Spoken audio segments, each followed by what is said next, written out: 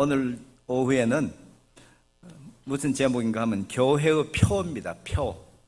교회의 표. 이 표라고 하는 것은 옛날 말로, 요즘도 그런 말 쓰는지 모르지만 레떼루라는 말이 있어요. 레떼루. 뭔지 아시죠? 레떼루. 레떼루란 말이 있는데, 레떼루라고 하는 것은 그거 진짜 말은 뭡니까? 라벨. 맞습니까? 우리는 라벨 몰라요. 라떼루밖에 몰라. 근데 라떼루를 어떻게 붙이는가 하면은 모든 걸 다 만들고 잘 됐다 생각하고 만든 사람이 이게 됐다 싶으면 그때 뭘 붙이는가 하면은 뭘 붙인다고? 라떼루를 붙인단 말이지. 그러니까 여러분 그걸 보면 이 물건이 완전하구나 하는 것을 아는 거예요. 그리고 그 물건을 붙이는 그분을 믿기 때문에 그 라떼를 믿는 거예요.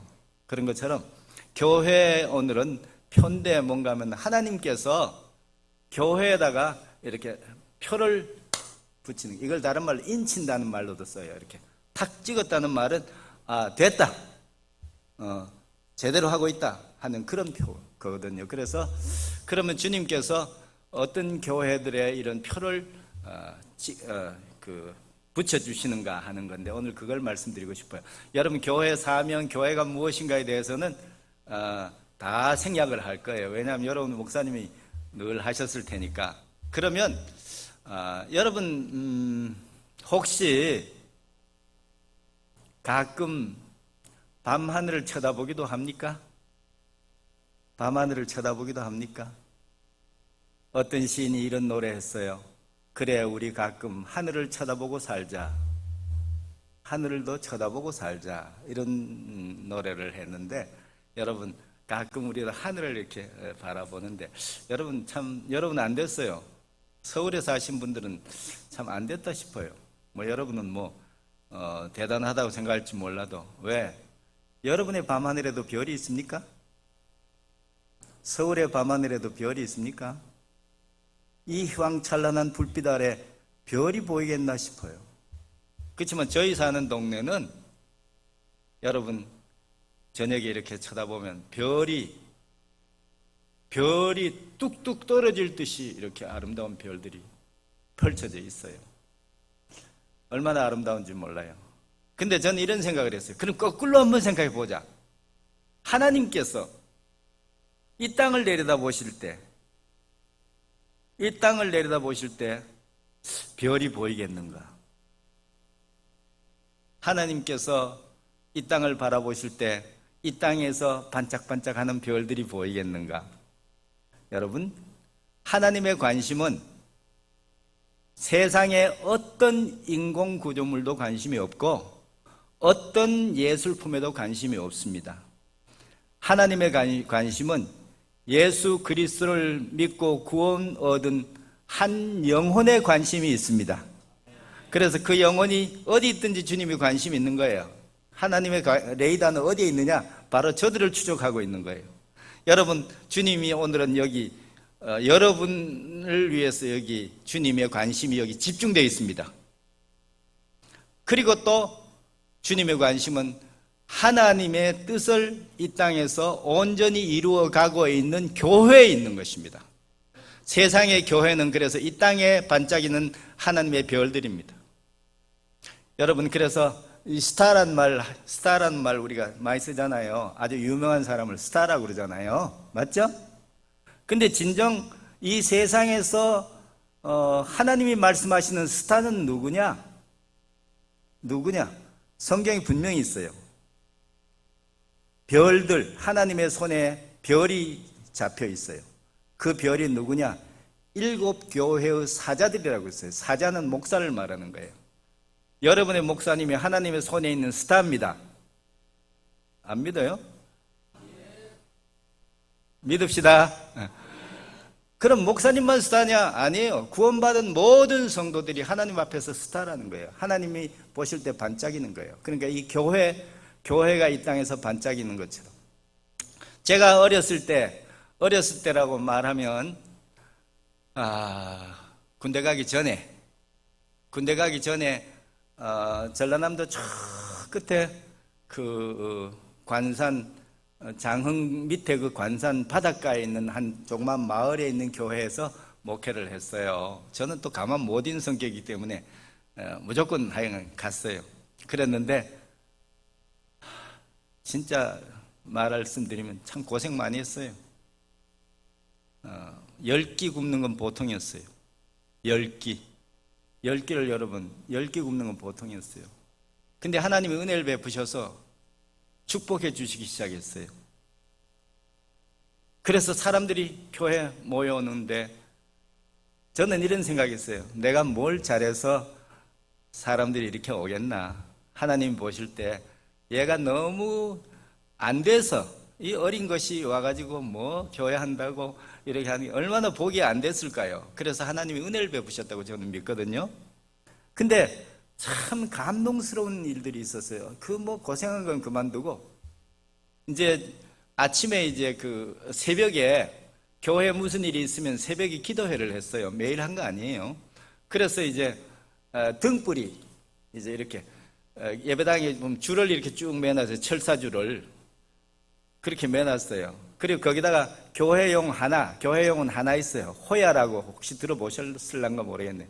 호야. 석유 등불이 석유 등 유리로 이렇게 해서 불 안 꺼지게 그 등을 교회에는 하나밖에 없어요. 그래서 거기다 불을 켜가지고 강단 앞에 이렇게 다 켜요. 이렇게 걸어요. 그리고 줄에는 이제 등불 걸으라고 만들어 놓은 거예요. 그리고 나서 이제 차임벨을 울려요. 차임벨. 캄캄한 밤인데 차임벨을 울려요. 그러면 뭐 띵띵띵띵띵띵 이런 거라든지 이런 곡을 하거든. 그러면 내가 그리고 밖에 나가 이렇게 서 있어요. 그럼 그 마을이 이렇게 반원형이에요. 반원형, 반달형인데 그렇게 이렇게 밖에서 밖에 깜깜하잖아요. 깜깜해요. 마을이 깜깜해요. 그런데 이 찬송 소리가 들리면 이 집의 창문에 불이 켜지기 시작하는 거예요. 마을의 불들이 켜지기 시작하는 거예요. 그건 나에게 어떤 사인인지 아세요? 목사님, 전도사님 조금 기다리세요. 내 교회 갈게요. 그 표시예요. 얼마나 반가운지 몰라요. 그래서 불을 탁 켜는 거예요. 그럼 조금 있으면 그 불빛이 움직여요. 불빛이 움직여요. 그러면 불빛이 움직여서 길들로 이렇게 모여서 교회 오는 길이 이렇게 있는데 교회 오는 길로 쫙 모여오면 여기서 보면 와 그렇게 찬란할 수가 없어요. 그렇게 아름다울 수가 없어요. 그 불빛이 쫙 오는 거예요. 그럼 와서 교회에다가 이 사람들이 그 자기 들고 온 등을 그 줄에다 쫙 걸어요. 나는 그래도 교회 안 들어와요. 밖에서 뭘 즐기는가 하면 깜깜해진 동네 반대로 화려한 교회 그 창가를 바라보면서 나는 아주 황홀에 빠져 있는 거예요. 너무 아름답다. 여러분, 그때가 기억이 납니다. 주님께서 이 세상을 바라볼 때도 그런 거예요. 우리 하나님의 백성들이 다 주님의 전에 함께 모여왔을 때 하나님은 하나님의 나라에서 정말로 황홀해 하실 줄로 믿습니다. 기뻐하실 줄로 믿습니다. 그게 바로 표시의 사인이에요. 자, 그래서 그러면은 우리가 이 세상을 살아갈 때 교회에서 주님께서 이거는 이 교회는 사인을 붙일 수 있는 교회는 첫째 뭔가 하면은 하나님의 말씀을 그대로 잘 지키고 있는 교회입니다. 첫 번째 뭐라고요? 하나님의 말씀을 그대로 잘 지키고 있는 교회입니다. 성경 말씀을 우리가 보겠습니다. 디모데후서 3장 15절부터 17절 말씀입니다. 다 한번 봉독하겠습니다. 예, 보이나요? 예. 이 뒤에 있는 영상을 보시면서 보겠습니다. 디모데후서 3장 15절부터 17절 다 같이 읽습니다. 시작. 성경은 그리스도 예수 안에 있는 믿음으로 말미암아 구원에 이르는 지혜가 있게 하느니라. 모든 성경 기록은 하나님의 영감으로 주신 것으로 교리와 책망과 바로잡음과 의로 교육하기에 유익하니 이것은 하나님의 사람이 완전하게 되어 모든 선한 일에 철저히 갖추어지게 하려 함이라. 이렇게 말씀을. 여기 보면 이제 줄로 이렇게 그어놓은 게 있어 좀 희미하게 보이는데, 제가 이게 목회할 때 주일학교 학생에게 제가 배운 게 하나 있어요. 주일학교 학생이 나보고 이렇게 말하는 거예요. 목사님, 난 그때 신학교 교수였어요. 근데 그 어린아이가 이렇게 말하는 거예요. 목사님, 성경을 왜 주셨어요? 이러는 거예요. 하나님이 왜 성경을 주셨어요? 이게 조직신학적으로 굉장히 깊이 있는 질문인 거예요. 그래서 깜짝 놀랐어요. 난 너무 놀래 쇼크를 받았어요. 그리고 아이들이 알아들을 수 있는 답을 이게 궁한 거예요. 그래가지고 엄청 깊이 연구하고 공부를 했더니 이 성경이 답이었어요. 하나님께서 성경을 주신 목적은 세 가지예요. 크게. 첫째, 믿음으로 말미암아 구원에 이르는 지혜가 성경에 있습니다. 성경을 주신 목적은 성경을 통해서 구원의 길이 제시가 되기 때문에 그렇습니다. 그 다음 두 번째는 하나님의 모든 성경은 하나님의 영감으로 주신 것으로 교리와 책망과 바르게 함과 의로 교육하는 텍스트입니다. 이게 하나님의 말씀을 의로 교육하는 교재고 하나님의 백성이 이 세상에서 의로 살아가는 유일한 교본입니다. 그 다음에 여기 보면 하나님의 사람이 완전하게 되어 모든 선한 일에 철저히 갖춰지게 하려 합니다. 철저히 갖춰지게. 그러니까 여러분, 우리가 예수 믿고 구원받은 사람은 하나님의 어린 자녀가 되는 것이죠. 그 다음에 이 세상을 살아가기 위해서는 의로 교육을 받아야 되죠. 그리고 하나님 안에서 좀 성장한 분들은 주님을 섬기는 자들로 살아야 됩니다. 그러기 위해서 준비가 되어야 되는 거예요. 잘 준비되어야 돼요. 그래서 여기 준비하는 방법이 성경에 있는 거예요. 그래서 여러분, 성경은 우리에게 뭐와 같은가 하면 교범이에요. 여기 써 있습니까? 예, 교범. 하나님의 말씀은 뭐냐 하면은 야전 교범입니다. 교범. 이게 우리 형제분들은 이렇게 말하는 게 쉬워요. FM. 형제분들에게는 FM이라고 말하면 알아듣기시고, 여자 자매님들에겐 사용법 이렇게 말하면 맞아요. 쉬워요. 여러분은 무슨 전자기기 같은 거 사면은 어디에 관심이 첫 번째 뭘 봅니까? 사용법. 그거 보죠? 그럼 남자분들에게 있어서는 FM이라고 하는 건 뭔가 하면은 이건 아주 귀가 따갑도록 듣는 말이에요. 군대 가면 무조건 하는 말이 FM, 뭐든지 뭐대로 하라? FM대로 하라고. FM대로 하라고. 그 FM이 뭐냐면은 영어로 하면 필드 그거예요. 매뉴얼이에요. 필드 매뉴얼. 그러니까 군인이, 우리 자매님들에게 여쭤볼게요. 이거 참 어려운 건데 맞추면 참 똑똑하셔. 그럼 군인들에게 준 FM은 뭘 가르친 거였겠어요? 우리 앞에 계신 자매님 답할 것 같아요. 남자 군인들에게 FM을 줬어요. 그럼 거기 뭘 가르치려고 그걸 줬겠어요? 그거 보고 뭐 배우라고 줬겠어요? 여러분 생각에 전쟁하는 거, 어떻게 하면 잘 싸우는가, 그거라고 생각하시죠? 오해예요. 거기 뭐 있는지 아세요? 바느질 하는 거 거기 있어요. 단추 떨어졌을 때 어떻게 매는가, 그 다음에 밥 먹을 때는 뭐부터 먹어야 되는가. 나는 거기서 배운 거 지금도 써먹어요. 식사를 할 때는 찬 것부터 먹어서 따뜻한 것으로 먹어가야 된다는 거예요. 그래야지 이걸 거꾸로 먹으면 뭐 배탈 나는 거 아니에요. 많이 못 먹어요. 그러니까 이제 찬 것부터 먹어야 되거든. 이제 그런 거. 그 다음에 뭐 신발 어떻게 끈을 매느냐, 뭐 화장실에 가서 화장지를 어떻게 쓰는가. 미안합니다. 식사하셨으니까 이런 이야기 해도 돼. 화장지를 어떻게 쓰는가까지 아주 상세하게 돼 있어. 모든 삶에 대한, 그리고 생활에 대한, 기술에 대한, 전투에 대해서, 훈련에 대해서 다 거기 있어요. 그러니까 그거 보고 딱딱딱 하면 되는 거예요. FM대로. 여러분, 하나님의 말씀이 우리 성도들에게 있어서는 삶의 교범입니다. FM입니다. 여러분 궁금하신 거 있으세요? 어떻게 해야 될지 모를 때는 여러분 하나님 말씀에서 찾으시기를 주의 이름으로 축복합니다. 하나님 말씀을, 그러니까 교회가 하나님께서 주신 말씀이에요. 하나님이 주신 말씀은 여기 성경에 보니까 뭐라고 써있는가 하면은 모든 성경 기록은 하나님의 영감으로 된 것이라고 그랬어요. 하나님의 영감. 자, 성경은 무엇으로 쓰여졌다고요? 하나님의 영감입니다. 하나님의 영감. 근데 뒤로 한번 넘겨보세요. 아까 거 여기 보면 여기 보면은 하나님의 영감으로 되어 있는데 성경에 보면은 원문에 보면 하나님이 없어요. 하나님이 없어요. 우리 성경에는 하나님의 영감이라고 썼는데 하나님이란 단어가 없어요. 원어에. 그럼 뭔 소리냐? 여러분 생각하기를 궁금한 게 아니라 이상하다 하겠죠? 여러분 이상하게 할 거 하나 없어요. 왠지 아세요? 성경에 하나님만이 하실 수 있는 게 있습니다. 여러분은 어떤 것이라고 생각해요? 믿는 자를 구원하시는 것은 하나님만이 하실 수 있습니다.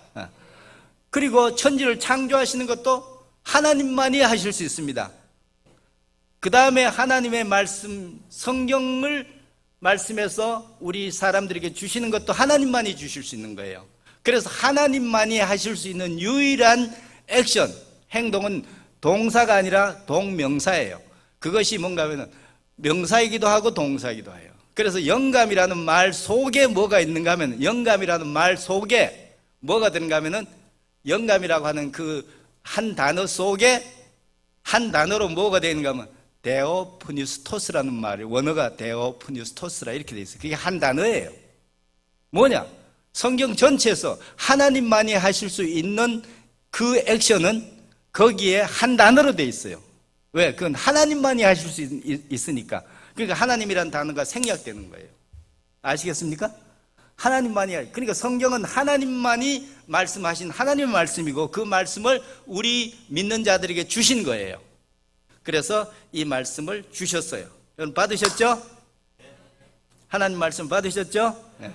그러면 그 말씀대로 우리가 이 세상을 말씀대로 살고 그 말씀대로 그 지키는 사람을 하나님께서 그 올바른 교회의 표가 되는 거예요. 이런 이 교회가 그런 면에서 말씀을 지키고 말씀을 전파하고 말씀을 나누는 복된 교회가 되기를 주의 이름으로 축복합니다. 그러면 이 교회는 주님의 표를 받은 교회예요. 아멘. 그런데 여러분 예수님을 이 세상에 오셨을 때 마귀는 할 수 있으면 첫 번째는 하나님 예수님이 이 세상에 못 오도록 하려고 그렇게 애를 썼어요. 역사 속에 그 첫 번째 역사가 뭔가 하면은 가인이 아벨을 돌로 쳐서 죽인 사건이에요. 아벨의 후손에서 예수님 나실 거거든. 그러니까 아벨을 쳐서 죽이는 거였어요. 그뿐만 아니라 수없이 많은 역사 속에 그런 일이 있었지만 주님은 이 세상에 오셨습니다. 그 다음에 오시고 난 뒤에는 그 다음 마귀가 한 일이 뭔가 하면은 어떻게 하면은 십자가에서 그 구속의 대사역을 이루지 못하고 이 세상에서 죽게 만들려고 애를 썼어요. 그러나 예수님은 그 일을 완성하시고 다 이루셨습니다. 다 이루셨습니다. 그리고 난 뒤에 그 다음에 그 말씀을 세상에 전파하기 위해서 뭘 주셨는가 하면 하나님께서 예수님이 승천하시면서 제자들에게 사명을 주면서 말씀을 주셨어요. 그게 성경입니다. 아멘. 성경입니다. 그렇기 때문에 마귀는 두 번째 공격 대상이 뭔가 하면 성경입니다. 성경이 마귀의 공격의 대상입니다. 그래서 성경을 이걸 어떻게 처음에는 이걸 없애려고 애를 썼어요. 없애려고. 또 하나 보여주세요. 이게 뭔가 하면은 1200년경에 그때는 이제 성경을 천주교가 장악을 할 때잖아요. 그럴 때는 천주교에서는 라틴어로 된 성경을 가지고 있어요. 그리고 그 성경은 절대로 성도들이 못 읽게 해요. 성경을 읽고 해석하는 권한은 신부에게만 있어요. 그러니까 성경을 개인이 갖는다는 건 상상도 못하는 거예요. 그러나 이렇게 믿는 사람들이 있어요. 이 말씀은 하나님께서 사람들에게 주셨다고 믿는 사람들이 있었어요. 그 사람들이 바로 우리들의 선조였어요. 그래서 알비젠시안이라고 프랑스에서 활동하신 분들인데 프랑스 남부 전 지역에 거의 퍼져 있었어요. 그래서 그분들이 성경을 프랑스어로 번역했던 거예요. 그래가지고 그걸 사람들에게 써서 사람들에게 그냥 나눠주면서, 여러분 그때는 설교도 천주교에서는 라틴어로만 해요. 그러니까 사람들은 그냥 가만히 가서 앉았다 그냥 오면 되는 거예요. 하나님 말씀을 듣고 저들이 구원받는 게 아니라 성례를 통해서 구원받는다고 저들은 가르쳤기 때문에, 그런데 이분들은 아니에요. 하나님의 말씀을 듣고 하나님 말씀을 믿고 이 안에 있는 예수 그리스도를 구세주로 영접해야 구원받는다고 믿는 사람들이 바로 알비젠시안들인데, 이분들이 성경을 번역해가지고 그 성경을 사람들에게 나눠준 거예요. 그게 바로 천주교에서는 화형에 처하는 죄목이었어요. 그래서 먼저 이 사람들이 가지고 있는 성경을 전부 모았어요. 그때는 성경을 감추고 성경을 피신시키는 것이 얼마나 중요한지 몰랐어요. 그래서 성경을 모두 모아가지고 다 불태우는, 아까 그 그림에 이 그림이 바로 성경을 불태우는 그 사건이에요. 여러분 그렇게 해서 성경을 불태우고 없애려고 했지만, 여러분 하나님의 말씀이 이 세상에서 없어지겠습니까? 하나님이 지키시는 거죠. 그래서 그런 일이 있었는데, 그러면 요즘은 오늘날 이 시대는 어떤 시대냐? 어떤 시대일까요? 성경을 불태운 시대일까요? 성경을 가지고 있는 사람을 죽이는 시대일까요? 아니에요. 성경을 훼손시키는 시대예요. 하나님의 말씀을 비트는 거예요. 비틀어. 그래가지고 하나님 말씀을 통해서 능력이 역사하지 못하도록 하고, 말씀을 통해서 구원받는 역사가 없도록 하나님 말씀을 바꾸는 거 자꾸만. 여러분 그 일을 누구를 통해서 할까요? 마귀는 그런 일을 누구를 통해서 할까요?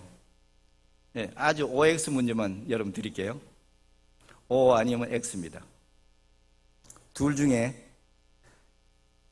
하나님을 대적하는 사람들을 통해서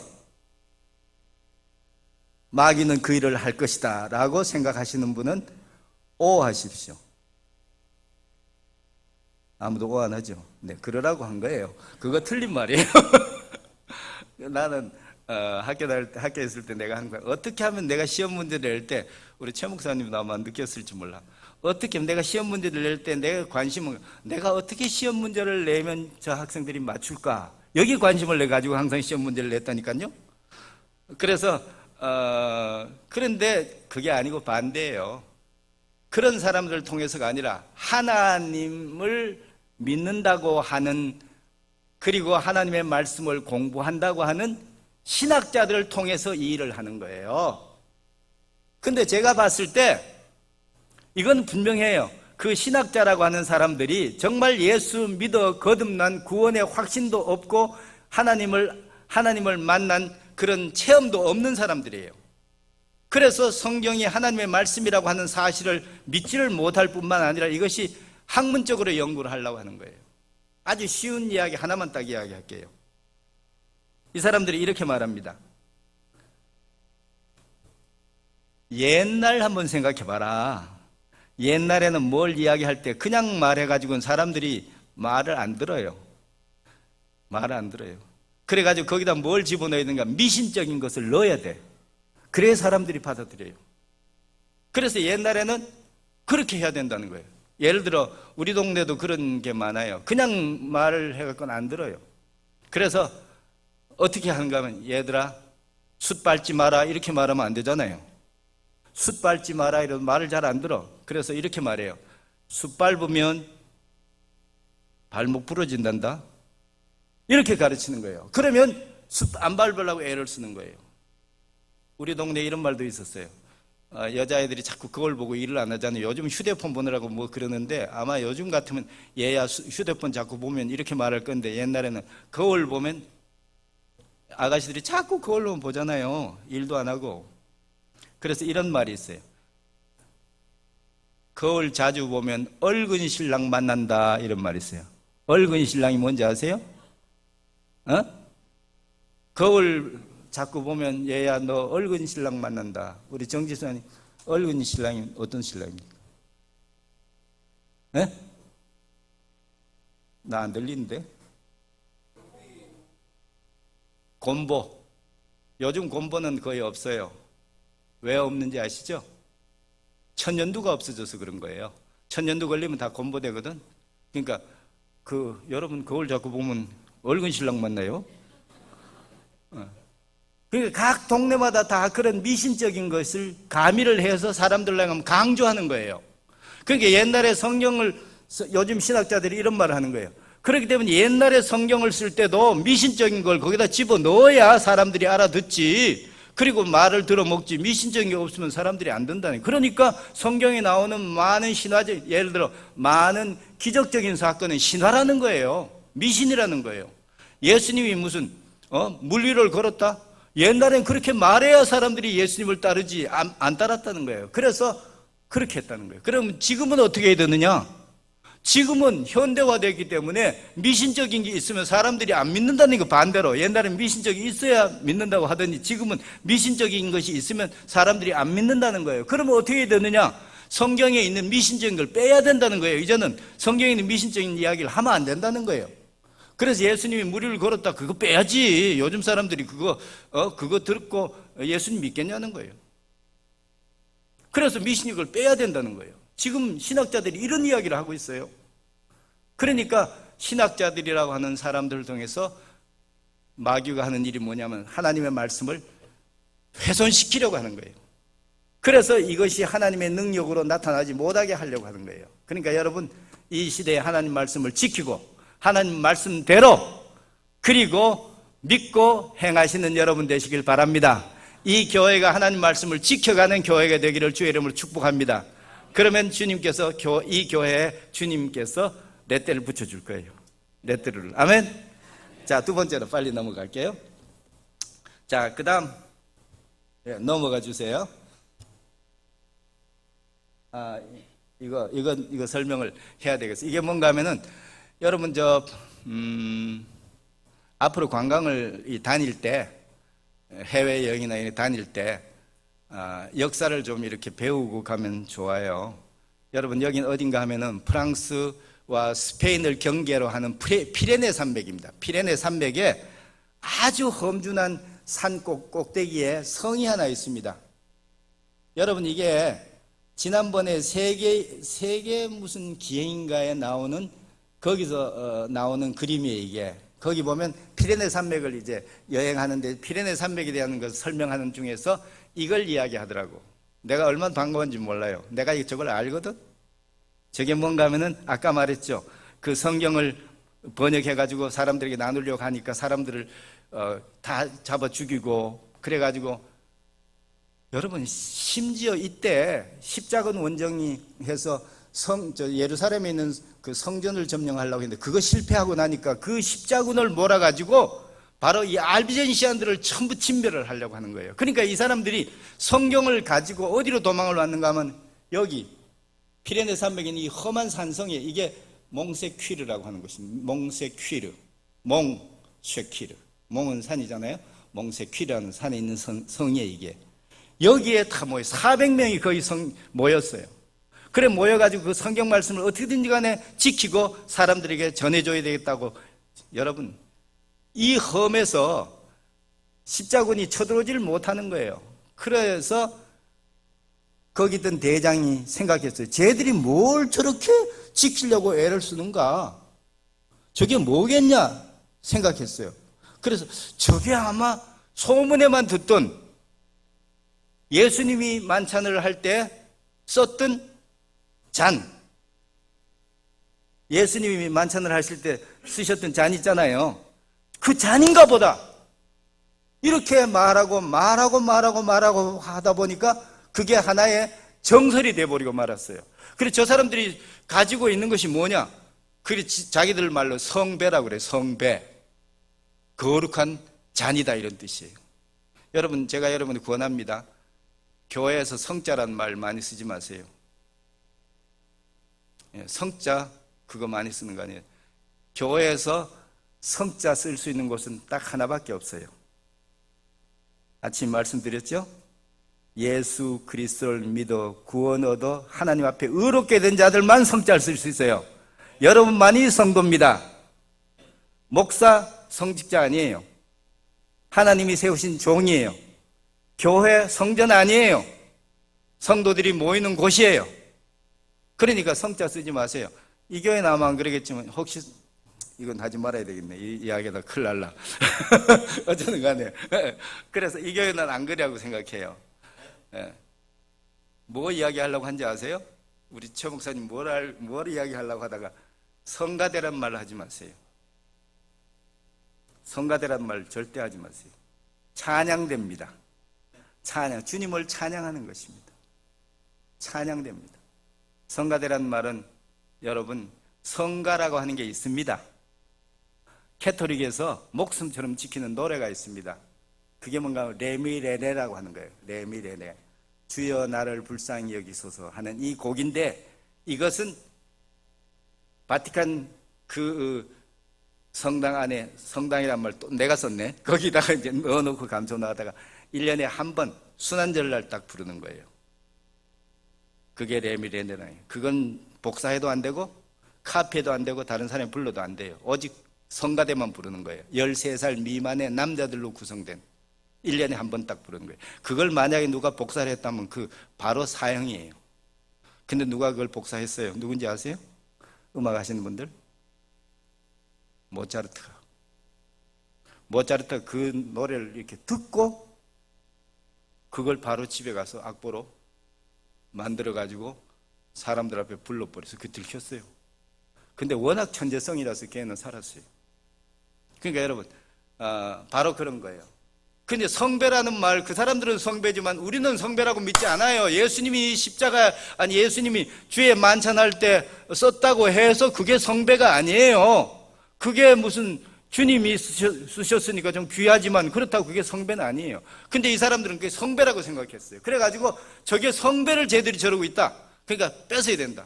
그래가지고 총 공격을 해가지고 2년 만에 400명이 모여있던 곳에서 사실은 다 전면 순교했어요. 근데 여러분 사람들이 모르는 게 있어요. 뭔지 아세요? 이 400명의 형제들이 뭘 지켰는지 아세요? 2명의 형제들에게 그 성경을 싸가지고 짊어지어가지고 성 뒤를 헐고 그 뒤 위험한 곳으로 내보내고 그 다음에 그 군대를 집중시키기 위해서 막 독전을 해서 거기서 순교했던 거예요. 그럴 때 2명의 청년이 그 성경을 짊어지고 프랑스 남부 쪽으로 다시 나갈 수가 있었어요. 그래서 성경이 계속해서 전파될 수 있었던 것입니다. 성경을 지켜온 우리들의 이야기입니다. 우리 조상들의 이야기입니다. 자, 넘어갈게요. 빨리 넘어갑시다. 그 다음에 두 번째 렛델이 있습니다. 그건 뭔가 하면 침례가 렛델입니다. 오늘은 시간이 많이 갔으니까 이거 다 하지 않고 한 가지만 딱 이야기할게요. 뭘 이야기하고 싶은가 하면은 사람들이 이렇게 말합니다. 여러분도 들었을지 몰라요. 침례교회는 침례만 중요하다고 말해. 이렇게 말하기도 할 겁니다. 혹시 들어보신 분 있어요? 침례교회는 침례만 저 뒤에 안 하게 손 들었어요. 침례만 중요하다고 여긴다. 그렇게 생각하지만은 사실은 반대입니다. 반대입니다.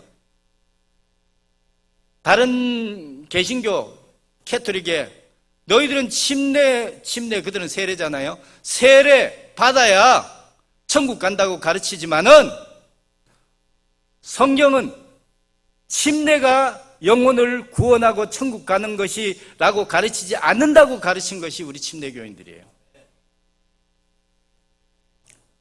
여러분, 어거스틴이 첫 번째 뭐라고 하면은 신부가 축성이란 말 캐토릭 다니시는 분 알 거예요. 신부가 이렇게 축복하는 걸 축성이라고 그래요. 그러니까 그 사람들이 이 축복해 주는 거 좋아해. 그래서 축도도 있고 맨 그래. 이렇게 손 들고 이렇게 하면 막 소나기 쏟아지듯이 축복이 쏟아지는 것 같아. 그래서 축성을 하면 이 물이 거룩한 물이 되는 거예요. 얼만큼 거룩한가? 어떤 죄라도 갖다가 뿌리기만 하면 그 죄를 깨끗하게 되는 거예요. 그래서 그렇다면 이 물을 유아 사망률이 높으니까 애들이 죽기 전에 태어나면 바로 물을 뿌리면 거룩하게 돼서 지옥에는 안 갈 텐데 그러면 빨리 어린아이들에게 물을 뿌려서 세례를 베풀어라, 이렇게 가르친 거예요. 그래서 세례를 받기만 하면 죄를 씻어서 지옥에는 안 가는 거예요. 그래서 머리 좋은 사람들 어떻게 했는지 아세요? 할 수 있는 대로 세례를 늦게 받는 게 좋겠다 생각했어요. 왜냐하면 받기만 모든 죄가 다 깨끗하게 되니까. 그래서 죽을 바로 직전에 받는 게 최고 효과적이라고 생각했던 거예요. 그래서 죽기 바로 직전에 세례 받은 사람이 있습니다. 혹시 아십니까? 여러분이 친구입니까? 예. 콘스탄틴 황제가 그렇게 했습니다. 죽기 바로 직전에 항상 신부가 뭘 갖고 다니도록 했는가 하면은 이 물을 갖고 따라다니도록 했어요. 그래서 내가 죽을라 하거들라 세례를 줘라, 그렇게 했던 거예요. 여러분, 아니에요. 침례는 그런 것이 아니고 렛델입니다. 무슨 렛델? 예수 믿고 구원받은 하나님의 백성이 그 믿음대로 그런 믿음을 가지고 있다고 하는 표가 바로 침례입니다. 아멘. 그러니까 침례를 받는다는 말은 무슨 하면은 나는 예수 그리스도를 믿고 그리고 내 죄가 그리스도의 피로 깨끗하게 되어서 내가 구원받았다고 하는 믿음을 고백하는 사람들에게 베푸는 것이 그래 그러면 넌 렛델이다. 그 렛델이 바로 침례입니다. 아멘. 그러니까 침례로 구원받는다고 막 가르치는 사람들에게 그게 아니야. 침례는 그런 게 아니야. 침례는 구원받은 사람들에게 그 믿음을 표현하기 위한 표야. 이게 바로 침례교입니다. 여러분, 성경은 그렇게 말씀하셨어요. 아멘. 그러니까 여러분, 올바른 침례를 베푸는 교회가 바로 그리스도의 표가 있는 교회입니다. 그 교회가 바로 올바른. 여러분 생각하기를 그게 뭐 그렇게 중요하다고. 그렇게 중요한 거 아니에요. 왜? 침례를 받지 않은 어떤 분은 여러분 십자가에 달려서 예수님과 십자가에 같이 동행했던 분이 있죠? 그 중에 한 사람이 어느 쪽 사람이 구원받았습니까? 어느 쪽, 왼쪽? 알면 알려주세요. 난 잘 몰라. 어쨌든 근데 그 중에 한 사람이 구원받았습니다. 주님 뭐라고 말씀하시는? 너가 오늘 나와 함께 어디에 이른다? 낙원에 이른다. 낙원은 어디예요? 대답하지 마요. 실수할 수 있어요. 낙원은 천국이 아닙니다. 낙원은 천국이 아니에요. 주님께서 그날 그와 함께 낙원에 갔던 거예요. 그건 구원받은 거예요. 그건 낙원이 여러분 연옥은 아니에요. 낙원이에요. 구원받은 성도가 주님이 오실 때까지 기다리는 곳이에요. 거기 갔단 말이지. 그러니까 그 사람은 천국 관계 분명히 예수님이 그렇게 말씀하셨으니까 믿죠? 그럼 그 사람이 침례는 받았습니까? 안 받았습니까? 어? 받았겠어요? 안 받았겠어요? 못 받았죠. 여러분, 침례는 구원받는 자가 자랑스럽게 주님 앞에 신앙을 고백하는 것이니까 침례 받는 건 영광스럽고 귀한 일이에요. 그렇다고 해서 침례를 받지 못했다고 지옥 가는 것도 아니라는, 구원받지 못하는 것이 아니라는 거예요. 그걸 우리가 주장하다가 쟤들은 세례를 받기만 하면은 지옥은 면한다는데 우리는 아니다. 그래도 예수 믿지 않으면 지옥 간다. 이렇게 가르치니까 여러분, 침례교 한 자매가 이렇게 말했어요. 예수 그리스도를 낳으신 분을 이름이 뭡니까? 마리아. 마리아는 오늘날 우리 한국어로 말하면 어떻게 번역해야 되는가 하면 영자라고 번역해야 돼요. 영자. 우리 한국에서 제일 흔한 여자분들의 이름이 뭘까요? 난 5자 안에 대부분 다 있어요. 자자, 숙자, 순자, 옥자, 그런 자 안에 대부분 다 있잖아요. 그러니까 제일 흔한 이름, 미국에서 성경에서 예수님 당시에 제일 흔한 이름이 뭔가 마리아였어요. 여자분 6명 모이면 4명이 마리아예요. 그런데 마리아를 성모라고 하고 그게 기도하면 말하자면 중보를 해준다고 말하는 거예요. 여러분, 중보는 한 번밖에 없어요. 예수님밖에 없습니다. 그러니까 우리 침례교 어떤 자매가 뭐라고 그러는지 아세요? 그렇게 해서 성모 마리아를 숭배하는 사람들을 그 많은 앞에서 딱 서서 외쳤어요. 여러분, 이 마리아라 할지라도 그의 아들 예수 그리스도의 피로 말미암지 않고는 구원받지 못합니다. 이런 말을 그 당시에 이 자매님이 했어요. 여러분, 우리 속에 확신이 있으면 담대할 수 있습니다. 말씀 안에서 확신이 있으면 담대한 거예요. 왜? 우리는 걱정할 거 없어요. 덤비면 날아가 보면 되니까. 날개를 펴면 되니까. 여러분, 순교하시는 분들이 왜 알프스 산 그 골짜기에 눈이 채 녹지도 않은 그곳에서 그 피가 그냥 강물처럼 흐르도록 순교를 했는지 아세요? 피난할 수 있는 젊은 사람들은 개울 건너 피난을 하지만 연세 높으신 분들, 여기 누구? 예? 우리 나 같은 사람, 나 또래 사람들은 얘들아 가서 뭐 하겠냐? 나는 여기서 주님 오시면 내가 우리 주님 앞에서 만나자 하면서 돌려보냈어요. 그래서 거기서 6천 명의 노인들이 순교를 당했어요. 그분들 속에는 뭐가 있는지 아세요? 죽으면 날개를 편다는 거예요. 너희들이 나를 죽이면 나는 날개를 편다. 주님께 간다. 그리고 너희들 거기에 올 때를 기다리겠다. 얼마 전에 내가 사랑하는 라스트 목사님, 우리 사모님 아시죠? 라스트 목사님 94살 되셨어요. 근데 그 아들 캅이라고 있는데, 캅이 나하고 동갑인데 세상을 떠났다고 연락이 왔어요. 내가 전화를 했어요. 사모님, 캅이 이제 암으로 고통이 심했거든. 고통 없고, 그리고 하나님의 나라에서 사랑하는 어머니와 아버지를 기다리고 있을 겁니다. 그랬더니 그 사모님도 이제 우리가 그를 기다렸는데, 지금까지는 우리가 그 아들을 기다리며 살았는데 이제는 아들이 우리를 기다린다. 이런 이야기를 하면서 참 그랬어요. 성도 여러분, 바로 이것이 우리 크리스찬의 삶인 거예요. 날개를 펴니까 순교를 할 수 있는 거예요. 날개가 있기 때문에 순교를 하는 거예요. 그래서 이런 일이 있어요. 여러분, 침례 이야기입니다. 그래서 여러분, 침례를 올바로 베풀고 침례를 올바로 행하는 이러한 교회가 그리스도 주님께서 세우신 교회의 표가 되는 것입니다. 자, 한 가지만 하고 마칠게요. 오늘은 그냥 오후에는 강의식으로 하니까. 여러분, 그러면 아까 말한 대로 침례가 뭐 그렇게 중요하냐? 아니, 중요한 게 아니라니까요. 그래서 우리가 수없이 많이 순교를 했다니까요. 근데 이런 거예요. 크리스찬 우리들은 뭘 믿는가 하면은 신앙의 양심을 믿는 거예요.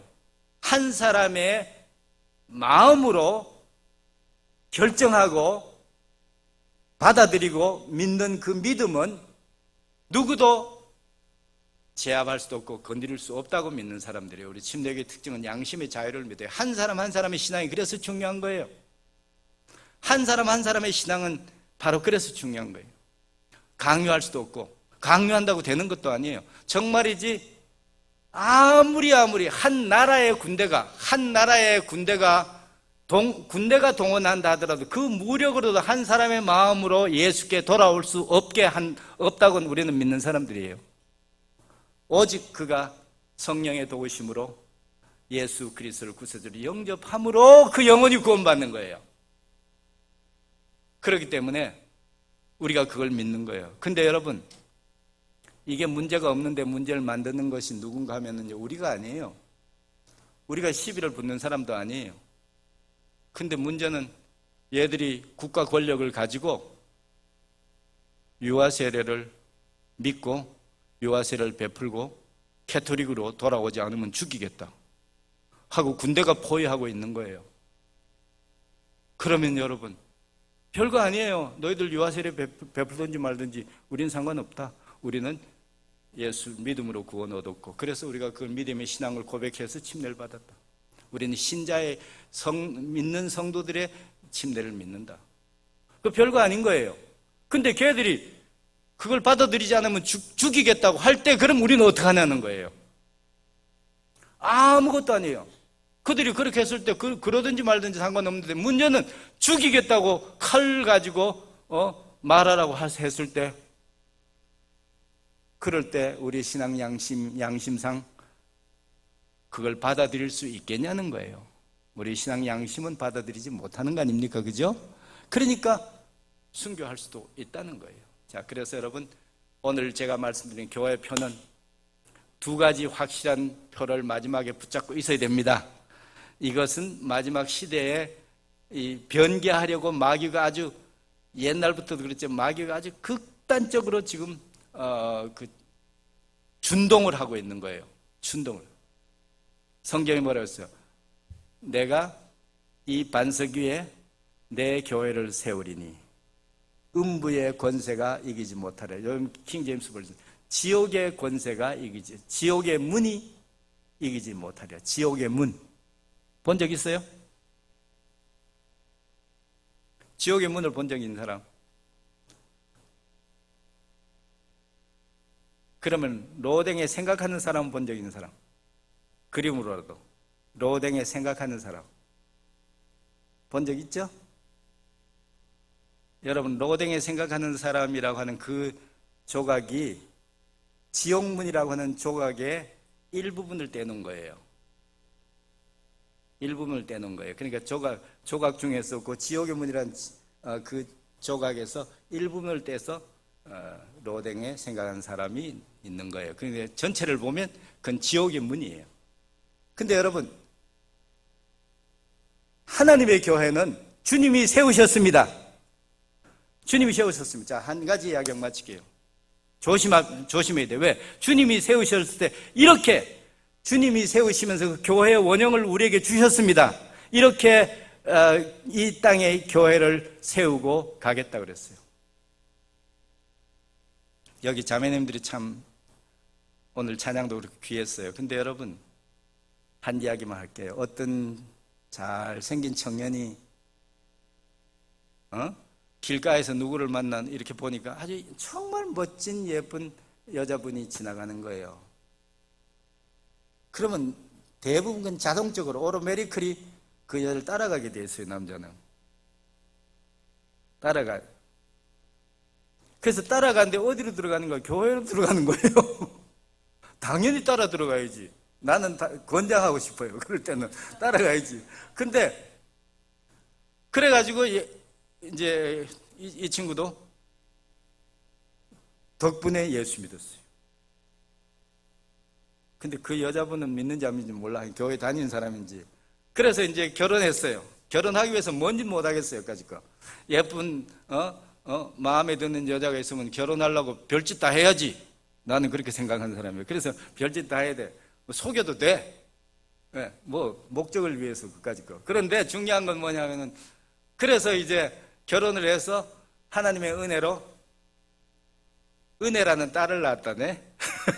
은혜라는 딸을 낳았는데 사람들이 딸 낳은 걸 보고 너무 놀라는 거예요.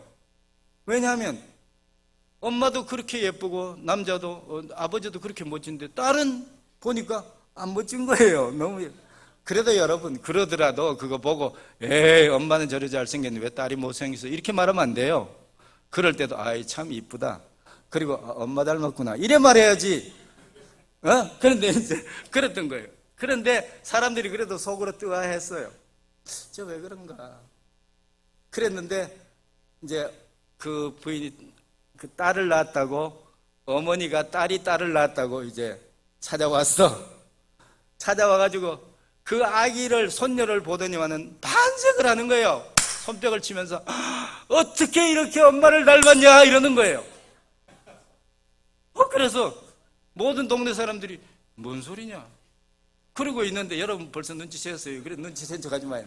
그래서 그 엄마가 핸드백에서 사진을 하나 꺼내는 거예요. 이게 우리 딸 사진인데 어렸을 때 사진이다. 그러면서 그 애 옆에 이렇게 갖다 대는 거 보니까 너무 닮았어요. 똑같아요. 무슨 일이 일어났죠? 말하지 마요. 이거 다 알아. 다 알아. 내가 무슨 예를 들려고 하는가 하면, 교회가 이렇게 되지 않기를 주의 이름으로 축복합니다. 주님께서 분명히 이게 내 교회다 하고 여기 강동에 교회를 세웠어요. 그랬는데 와서 나중에 와보니까 이게 뭐냐? 너 누구냐? 이런다면 어떡하겠냐는 거예요. 성도 여러분, 저는 미국에 살면서 시간이 갔지만 5분만 더 할게요. 괜찮죠? 오늘은 목사들이 조심해야 되는 건 내가 늘 가르치는데도 오늘은 제가 실수를 합니다. 미국에 살면서 제가 부러운 거 몇 가지 있었어요. 한국이 나는 너무 좋아요. 정말 한국에 사는 사람들은 복받은 사람들이야. 근데 뭐가 부러운가 하면 부러운 거 하나는요, 그 사람들의 깃발이에요. 그분들의 깃발. 참 여러분, 그 동네에 이렇게 가보면 왜 그 상가들이 이렇게 모여있는 이런 데 있잖아요. 근데는 그 사람들이 깃대를 높이 이렇게 튼튼하게 전봇대 같은 걸 세워놓고 거기다 깃발을 거짓말 좀 못해가지고 조선 반만한 걸 걸어놔요. 그래 바람이 불면 깃발이 그냥 확 이렇게 밀렸다가 이쪽으로 확 밀렸다가 그 동네 가도 그렇고 그런 거예요. 그래서 와, 너무 감동적이다. 깃발이 저렇게. 우리나라도 좀 그렇게 해서 깃발이 휘날리게 하면 내 같은 외국에 살던 사람이 들어왔을 때 깃발을 보면 얼마나 반갑고 감동이 되겠냐 말이지. 그래서 깃발이 휘날리는 거예요. 여러분, 미국의 우리나라 말로 애국가, 미국 애국가. 우리나라 말이지 그거. 내셔널 앤텀이라고 그러거든. 나라의 국가. 그 국가가 우리나라는 동해물과 백두산이 마르고 닳도록이잖아요. 근데 그 미국의 국가는 나라를 찬양하는 것도 아니고, 나라를 칭송하는 것도 아니고, 나라를 노래하는 것도 아니고, 민족을 노래하는 것도 아니에요. 그럼 미국의 국가는 뭐냐? 그 깃발을 찬양하는 거예요. 깃발. 그 깃발을 찬양하는 것이 바로 미국의 국가예요. 여러분 상상이 됩니까? 깃발을 노래 그렇게 하다니. 왜 그런가 하면은 그들이 그 깃발을 지켜내느라고 얼마나 많은 피와 그리고 얼마나 많은 희생이 있었는가를 알면 그 깃발이 얼마나 대단한가를 아는 거예요. 여러분, 영국에서부터 미국이 독립을 했지만 영국이 그걸 나중에 아까워 또 쳐들어온 적이 있어요. 그게 1812년이에요. 1812년에 영국이 미국에 쳐들어왔어요. 영국이 미국에 쳐들어왔는데 어디로 쳐들어가면 대서양으로 들어와가지고, 그 대서양에 여러분 미국 가보신 분들은 알겠죠. 조지아 앞에 보면 체스피크라고는 많이 있어요. 체스피크만에서 이렇게 쭉 들어오면 메릴랜드 들어오고 볼티모어까지 바로 들어와요. 거기까지 쫙 해군의 함정이 들어온 거예요. 근데 거기는 누가 포로로 잡혔는가 하면 미국의 기자 한 사람이 거기 포로로 잡혔어요. 그 배에. 그런데 이 잡혀오면서 쟤들이 저 발티모어에 있는 그 요새를 지켜야 되는데 지키겠나? 그 요새 이제 미국 국기를 이렇게 달아놨잖아요. 그 요새 이름이 스캇 키라고 하는 그 요새인데, 그러니까 여기서 그냥 이 한 포를 가지고 그냥 밤새도록 그 요새를 때려 부시는 거예요. 포격을 그냥 가하는 거예요. 그러니까 이 기자는 배 안에서 너무 가슴 졸이는 거예요. 저 애들이 저걸 지켜내야 되는데. 그리고 새벽이 왔어요. 포연이 끝났어요. 그 포연이 싹 사라지고 새벽 안개가 다 떠난 뒤에 햇빛이 이렇게 비춰져. 그 작가는 이렇게 하면 새벽의 광희가 동쪽에서부터 비춰올 때 포탄에 상처 투성인 그 스캇키 요새 꼭대기에 달려있던 그 깃발, 찢어져서 흐트러졌지만은 여전히 그곳에서 나부끼는 그 깃발을 너희들은 보았느냐? 보니까 다 찢어지고 다 요새도 부서졌지만 여전히 깃발이 거기서 휘날리고 있는 거예요. 그래서 이 사람이 너무 감동이 돼가지고 그 자리에서 글을 쓴 거예요. 여러분, 글을 쓸 수 있는 분들 할 수 있는 대로 많이 쓰세요. 내용이 이렇습니다. 그대는 보이는가? 새벽 여명에 우리가 환호하던 그 성족이 간밤의 치열한 포화 속에서도 요새 위에 여전히 나부끼는 저 깃발, 우리의 깃발이 아니냐? 자결하던 포화를 이기고 너희들이 밤새워 그 깃발을 지켜냈단 말이냐? 그래서 그 깃발이 여전히 자유를 사랑하는 이들과 용감한 자들의 고향 땅에서 펄럭일 수 있도록 그 깃발을 너희가 지켜냈느냐? 그리고 뒤에 이런 말을 덧붙였어요. 그분이 나중에 거기 덧붙였어요. 지금도 나에게 말해주세요. 말해주오. 아직도 성조기는 우리 고향 자유를 사랑하는 이들의 마을에 여전히 나부끼고 있다고 나에게 지금도 말해주오 하는 것이 내셔널 앤텀, 미국의 국가의 가사입니다. 나는 이 말씀을 마무리하면서 사랑하는 강동성서 침례교회 우리 집사님들, 우리 성도들, 여러분에게 묻고 싶습니다. 말해주세요. 주님께서 세우신 그 교회의 깃발이 지금도 여전히 이 강동 땅 이곳에, 이 교회 위에서 펄럭이고 있습니까? 여전히 그 깃발이 펄럭이고 있습니까? 이 깃발은 1400년경에 우리의 믿음의 조상이었던 모라비안이라는 분들이 그때 자기들은 이 깃발을 가지고 주님을 섬기겠다고 만든 깃발입니다. 이게 어린 양의 십자가 깃발입니다. 그때 이분들이 이걸 만들고 이 깃발로 수많은 순교와 핍박 속에서 이 깃발을 지켜냈는데, 여러분, 지금도 이 깃발이 한 도시를 덮고 있습니다. 한 도시를 덮고 있습니다. 나는 보았습니다. 저들이 1400년에 시작돼서 지금까지 600년 넘게 이 깃발, 이 신앙을 지켜온 이 도시를 내가 압니다. 알프스산에 그 도망갔던 사람들이 미국으로 이민을 와서 노스캐롤라이나 위에 있는 윈스턴살렘이라고 하는 큰 도시가 30만이 모여 사는 도시가 있어요. 근데 거기가 대부분이 이분들이 거기에 살고 있습니다. 이분들의 교회가 거기 있습니다. 이분들의 교회 꼭대기는 여전히 이 깃발이 휘날리고 있습니다. 감동입니다. 도시를 덮고 있다니까요. 그리고 그들이 감동된 건 뭔가 하면은 부활절날 600년의 세월이 흘러왔잖아요. 부활절이 되면 그 도시에 큰 공동묘지가 있어요.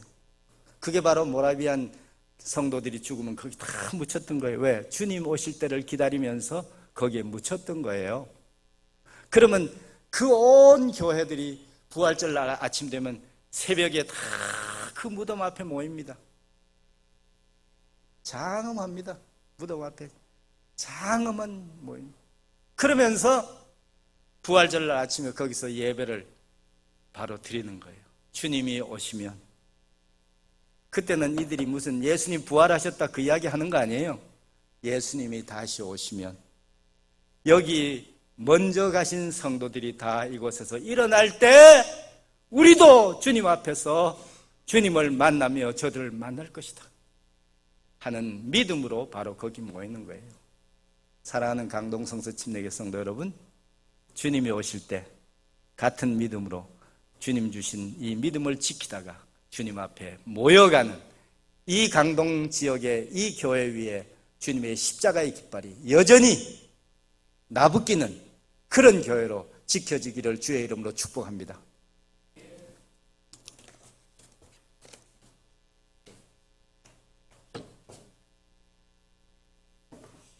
다 같이 일어나셔서 우리 찬송하겠습니다. 477장입니다.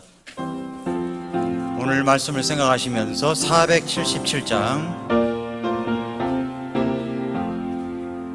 내 주의 왕국과 하나님의 집과 피 흘려 사신 교회를 늘 사랑하 내 주의 교회는 주님이 세우사 눈동자같이 아끼고 늘 보호하시네. 잠깐만요. 이어서 계속 3절, 4절, 5절 부르는데 요 가사 내용이 저와 여러분의 고백이 되기를 바랍니다. 오늘 말씀의 요약이 이 찬송가 가사에 들어 있습니다. 3절 같이 하겠습니다. 이 교회 위하여 눈물과 기도와 온 몸과 마음 다하여 힘써 섬깁니다. 주님의 말씀과 성도의 교제와 주님을 찬송하는 것 늘 기뻐함니. 5절 힘차게. 주 다시 오실 때 나들림 받아서 영원한 기쁨 누릴 것 바라며 삽니다. 아멘. 자리에 앉으시기 바랍니다. 여러분 말씀에 복이 드셨습니까? 오후까지 계시기를 잘하셨죠? 예, 정말 말씀에 저도 복이 됐습니다. 마지막에 엔딩 예화는 오전 시간에도 그랬지만 아주 저도 굉장한 복이 됐습니다. 저는 말씀을 들으면서 이런 생각이 들었어요. 1960년대 하버드 대학의 개혁을 주도했던 나단 퍼시 총장이라는 분이 있는데 이분이 이런 얘기를 했습니다. 이것이 오늘날 젊은이들에게 네 가지가 반드시 필요하다. 그건 뭐냐면 흔들 수 있는 깃발, 부를 수 있는 노래, 지켜낼 수 있는 신족, 그리고 따를 수 있는 지도자. 이것이 바로 우리 교회를 향한 말씀이 아닌가 생각이 듭니다. 여러분 오늘 말씀에 그랬죠? 하나님의 말씀을 잘 지켜나가는 교회, 주님의 그 교회. 주님이 보실 때 너 주님 닮았구나, 이거 해야지. 나중에 너 누구니? 도대체 누구 닮았니? 그런 교회가 아니라 주님이 말씀하시는 그 교회, 그런 교회가 되기를 바랍니다. 그렇게 되려면 목사 혼자 되는 게 아니에요.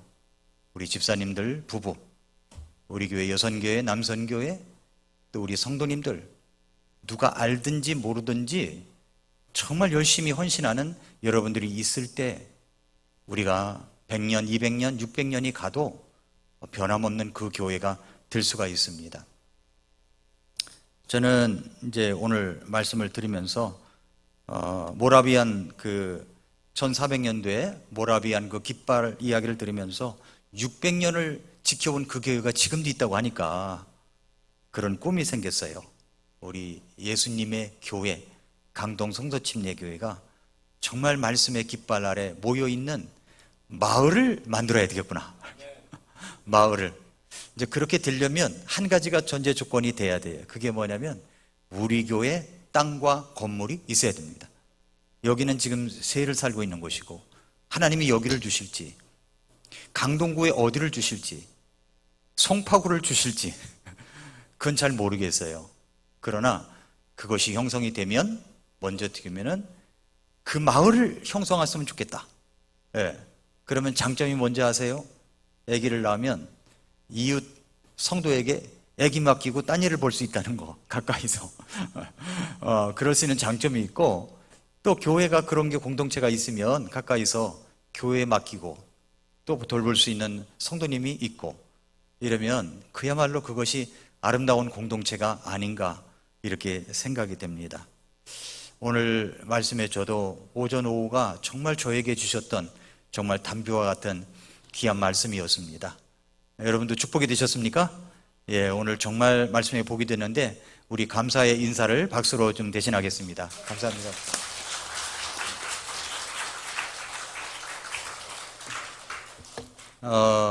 이제 우리 목사님은 6월 초에 이제 다시 미국으로 가시게 됩니다.